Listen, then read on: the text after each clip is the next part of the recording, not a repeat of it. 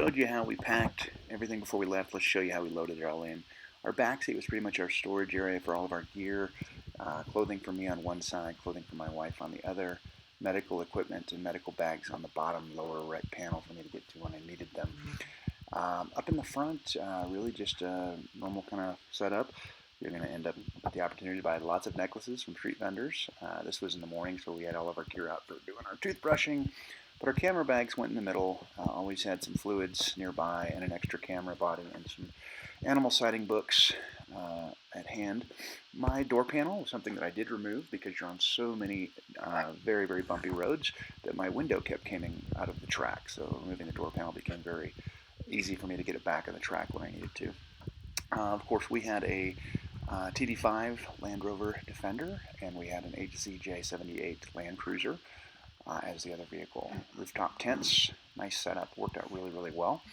My wife's side, pretty much one of the things I'll show you here is we kept the family involved with our trip by having a Spot Gen 3.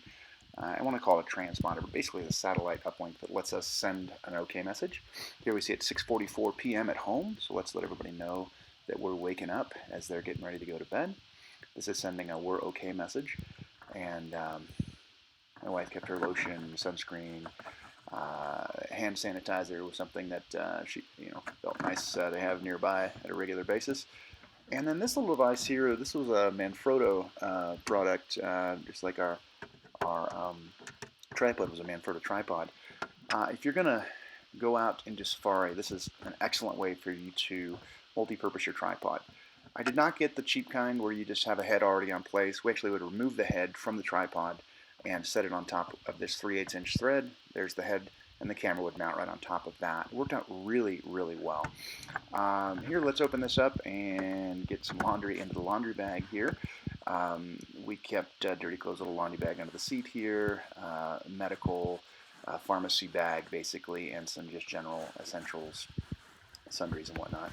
But yeah, definitely all the pills you could possibly think of you might need for being ill with us. Toilet paper. Bring your own toilet paper on this trip. Do not forget it. You will want it.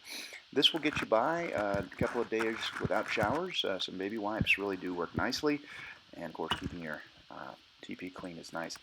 We won't talk about navigation here, but we did get some of these hand-drawn maps, which were really kind of neat to have as a collectible, but boy, oh boy, are they drawn not to scale, and the sites are not where they're supposed to be, and we're very good at navigation. The hand-drawn maps are nice, but don't depend on them. Our laptop, where we plug into our inverter up front, what that brown book was. Our inverter in back that was applied by the company actually went bad, so we had brought our own inverter, and I know we could have rewired the inverter, but since we had our own, it just made life easy. Now, we had a 110 Defender, and in the back here was where we had all of our cooking. Drinking water is something that we got and had lots of on hand, and this is basically back where we kept all of our gear locked up at night for both trucks.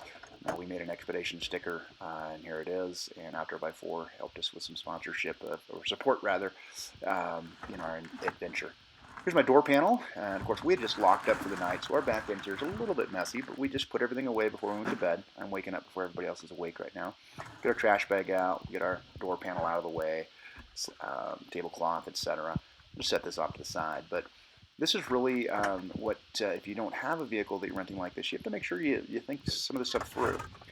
Now, cooking, boy oh boy, we wish we had done just more of this. My wife ended up with 15 empty pounds in her bag, so we filled it with these dehydrated meals, and they made life so much easier to only have to boil water, and those meals have come a long way if you haven't had them in a while.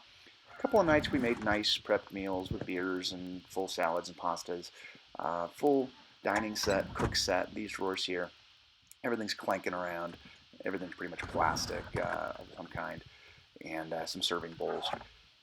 Some water purifiers. These are really, really great versions of water purifiers. You get one kind of bottle at a time, but boy, they work really well. Shaker bottles for just in a pinch some shakes that we can make up. But yeah, just a drawers system for all of your cooking gear, all of your eating utensils, etc.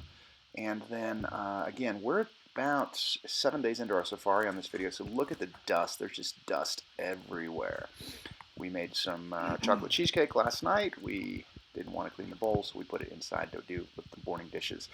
We're down to hardly any supplies inside the refrigerator, but this is our water supply in the blue for doing dishes, and you'll see the white hose here, much like a sprayer on your sink. We had as well. Um, Now that's the fuel tank spigot that you see there also right in front of the refrigerator for the secondary fuel tank.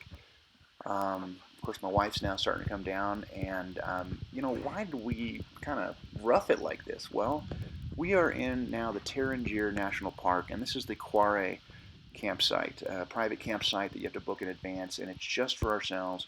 We are out here on our own in the middle of the Tarangire National Park. Um, I can't say it enough, by ourselves, surrounded by these gorgeous baobab trees.